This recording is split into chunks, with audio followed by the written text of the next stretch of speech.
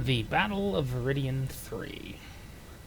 Arguably the most despised battle in Star Trek history.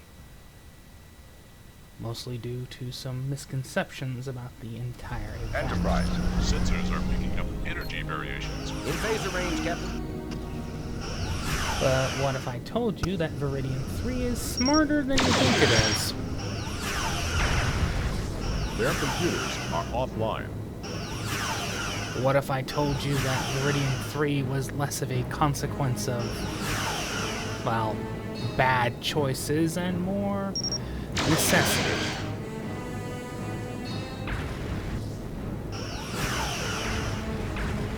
Of the need to make room for other productions.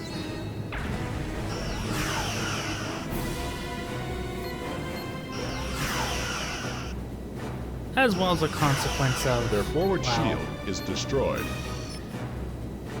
Design materials. Alright, let's get started.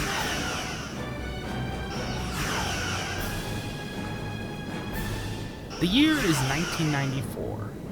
Pre-production on Star Trek Generations is starting up. DS9 is about to enter its third season in 1995. And pre-production on Star Trek Voyager is, well underway at this point.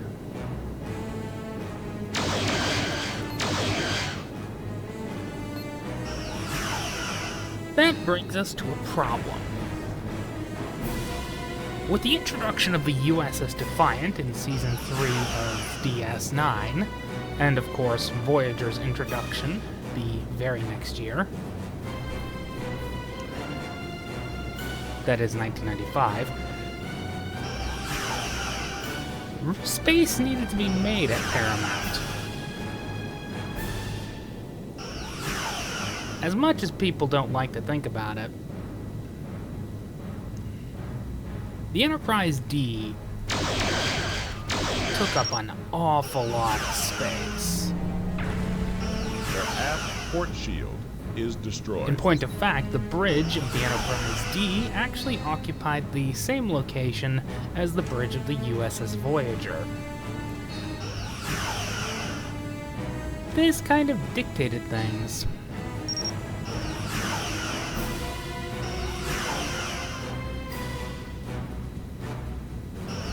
Enter Star Trek Generations, which was produced pretty much concurrently with All Good Things. They did air in pretty much the same year. Target destroyed. And the Battle of Viridian 3 as a whole. Now, most people have a difficult time understanding what the hell happened during Viridian 3. Part of this is due to, well, Mighty is the Klingon Empire. a misunderstanding of just what happened. Yes, obviously, the Duras sisters managed to get the first blow on the Enterprise D, hitting the deflector dish and forcing the D to change its orbit. Of course, we all know exactly how they breached the shields, but not how they kept breaching the shields. Mighty is the Klingon Empire. Now, in that case, we only have speculation, but I will give you the best I can.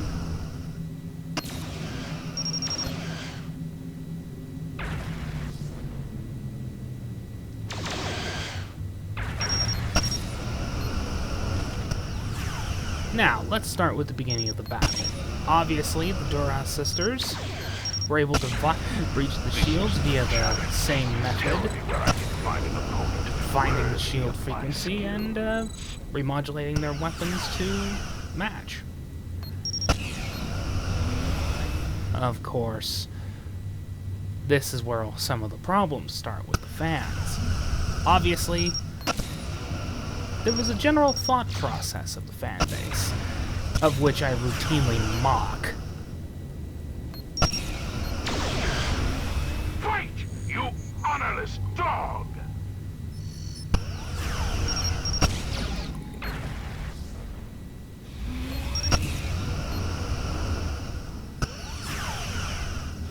But back to the point. Let's start with tactics. On the Duras Sisters side, you have an E-12 Bird of Prey, which I am not piloting particularly well, fully admitting. I'm more of a strategy game person than a flight simulator. Mighty is the Klingon Empire.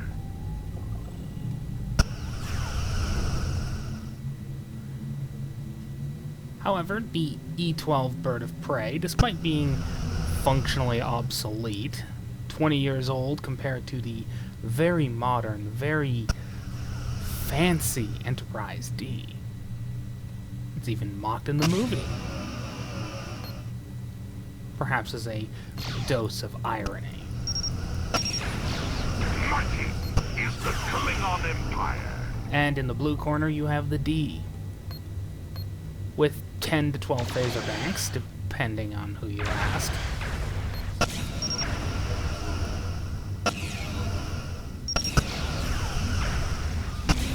Two photon torpedo launchers, and enough shielding to make a single Klingon bird of prey regret even trying to engage the Enterprise D.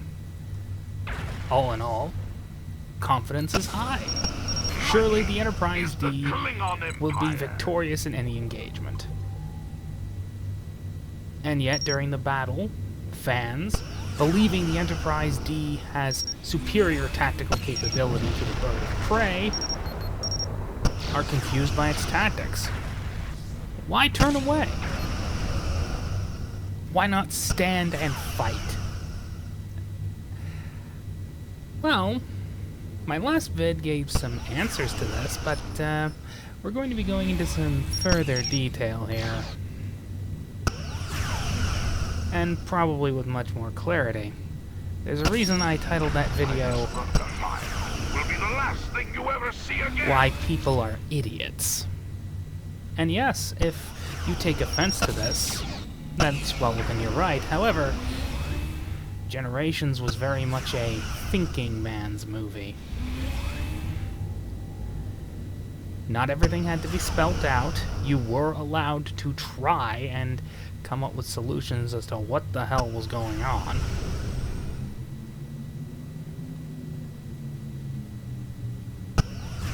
And I came up with a few solutions of my own that, well, are supported somewhat by the blueprints of the ship and events that occurred later on. Well, this ship...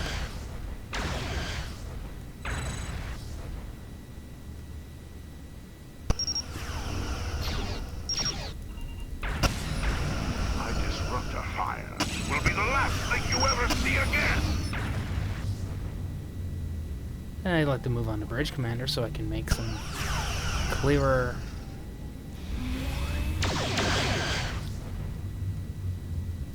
thoughts on the whole thing.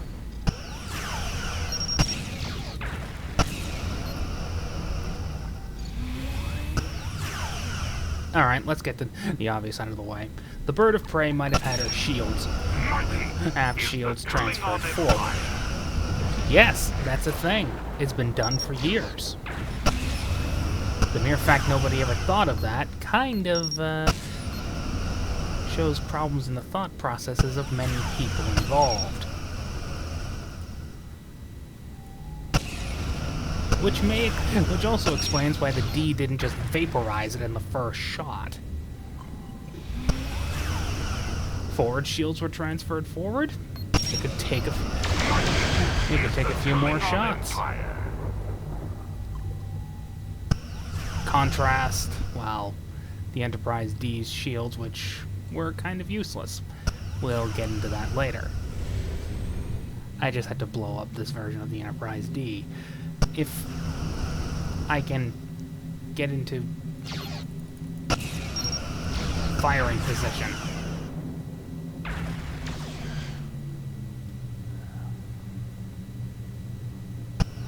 Come on.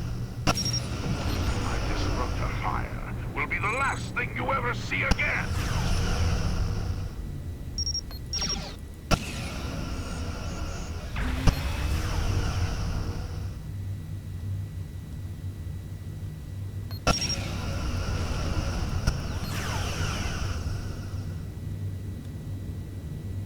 Sorry, Big D, you have to go.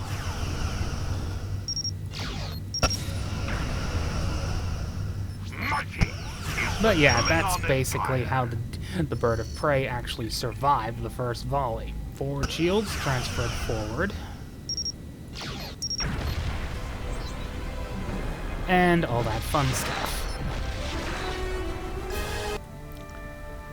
And now back to to this particular ship. Red alert, shields up. Why in the hell did the Enterprise D just turn away instead of turning and fighting? Well, let's start with the fact that the first two shots hit very close to the deflector dish. Something I might add that is relatively close to the to not only the warp core, but as part of the primary shield grid. Their sensor system has been disabled. Oopsie daisy. Yeah, nobody really thought about that, did you? The fact that the deflector dish is relatively close to the warp core. And then there's something from First Contact that really nobody seems to have gotten through their heads. Mostly because it's an awesome action scene. Remember the comment Picard made about the dish being filled with anti-protons? And that if they hit the dish, it would destroy half the ship?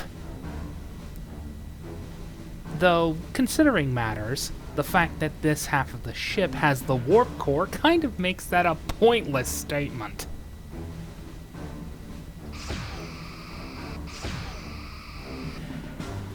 And then there's something people continue to forget, mostly due to the fact that she only appeared in one Sir, we are draining episode, their top shield. and that the very next season she was overshadowed by the most overrated starship in the history of the franchise. Target hull integrity at 50%.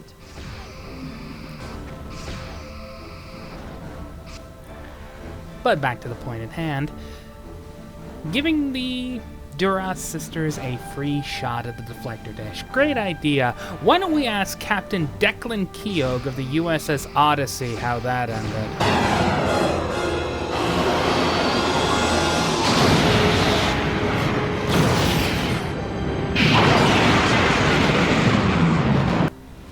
Oh, that's right, he's dead. Target hull integrity at So, 25%. great idea. Great idea. Standing and fighting. Just giving them a free shot at the deflector dish and thus killing you faster. That's it. We got him. Great plan. Great plan.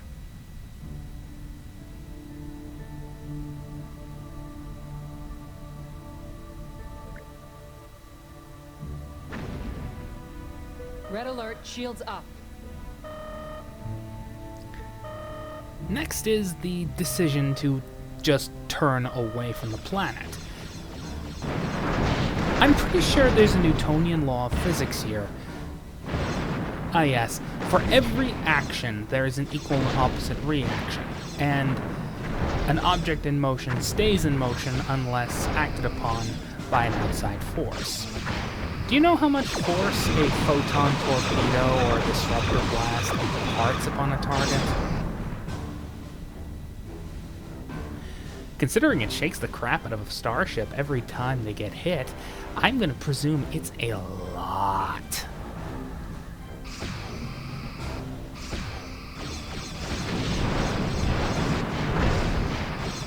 So, every weapons impact equals the ship getting shifted. They're in orbit of a planet, a gigantic gravity well, and orbital mechanics are notoriously complicated for a reason. Staying in orbit would eventually make them fall out of orbit. And considering after the phaser strike, the D was already turning to disengage and get the hell out of there, Riker did nothing Target hull wrong. integrity at 50%. His orders were right and thorough.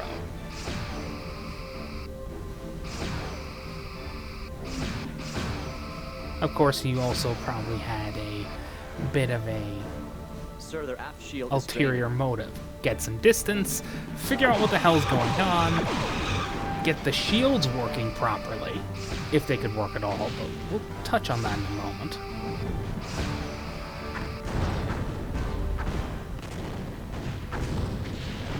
Simulated enemy ship has been destroyed. That's it. We got him. In fact, we might as well touch on it now. Red alert, shields up. Why could they keep penetrating the shields? Now, I alluded to this at first, but I am of the personal belief that the first shots borked the shield grid. They couldn't remodulate due to damage to the deflector dish. It wasn't enough to blow up the ship, but it was enough to keep the shields from being remodulated. After all, if something doesn't work properly, well, there's nothing you can do about it.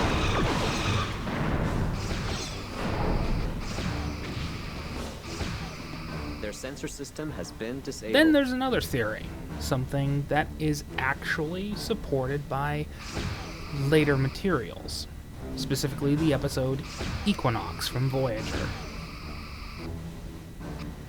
That the Duras sisters were able to keep up because Geordi had to remodulate the shields from main engineering. There is support for this because he remodulated the shields of the D during Best of Both Worlds from the very same console.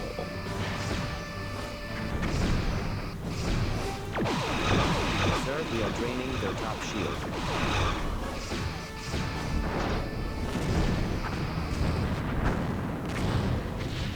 Simulated enemy ship has been destroyed.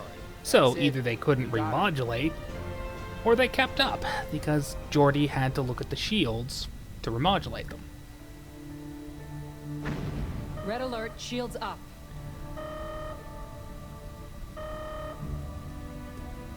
You know, just to prove a point.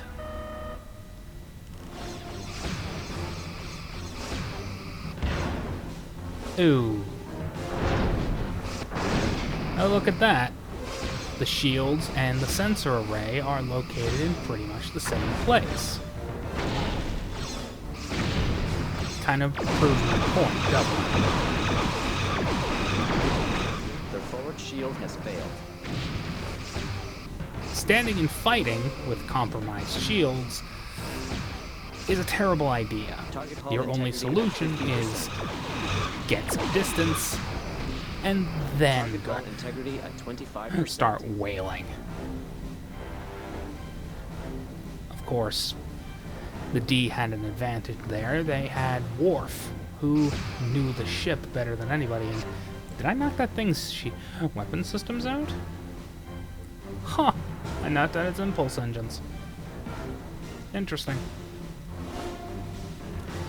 Anyway, I won't go into full detail on how the rest of the battle went. Everyone knows how it went. Ionic pulse, cloaking device gets triggered, torpedo to the face.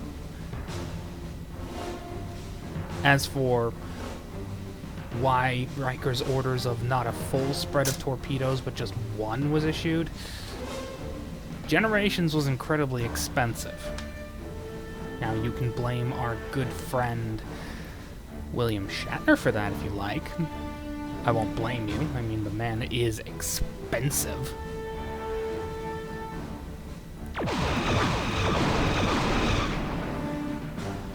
But they had to reuse footage and reduce the VFX costs as much as possible. I mean, kind of sucks, don't it? Then there's the other problem.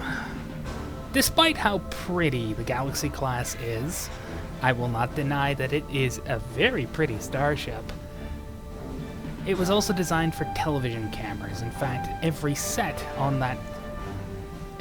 TNG was designed for TV cameras. Think of it like 4K, a 4K camera being used for something 480. if that makes any sense. It's gonna look like it's fake.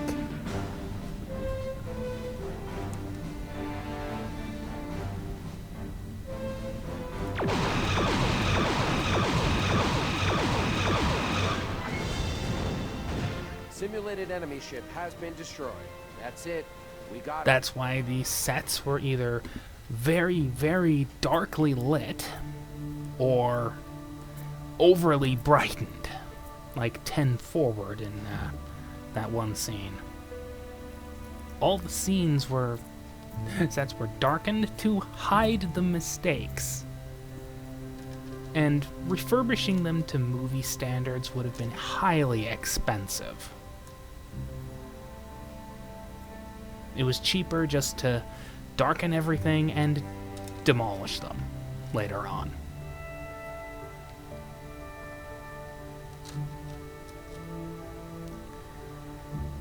And the same goes for the 6, 4, and 2-foot models. They were not designed for movies.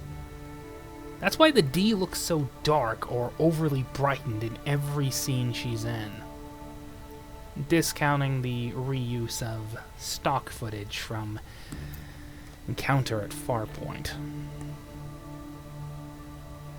shortly before the whole stellar cartography scene.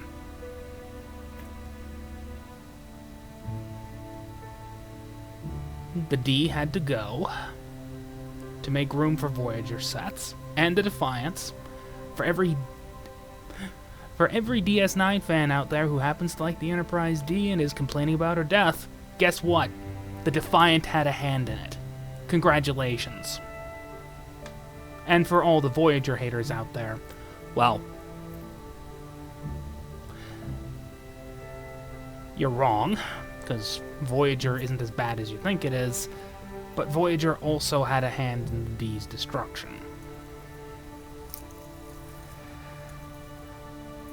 They didn't have the room on the lots. The D had to go in order for, well, the rest to come in. In fact, that's why the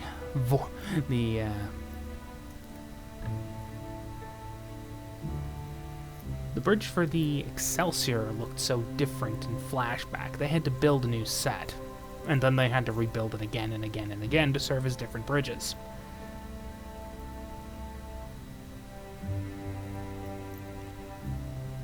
Yeah. Necessity killed the D. Real world necessity, that is.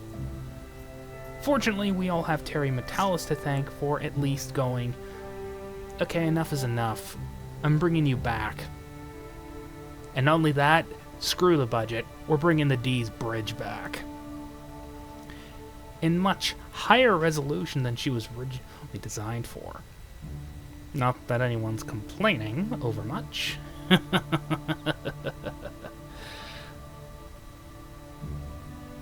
But yeah. The Battle of Viridian 3. Why, if you stop to think about it, it's actually quite intelligent. Oh, and as a bonus, stop ragging on Troy's piloting skills. Not only is she not a trained pilot, helm control went down the millisecond that warp core breach reached the D saucer section.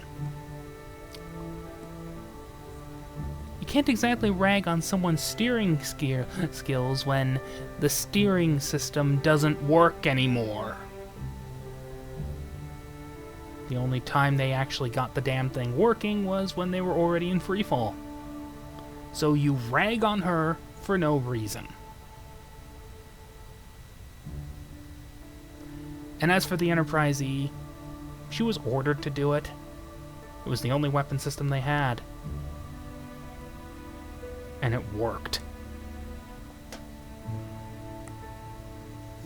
So yeah.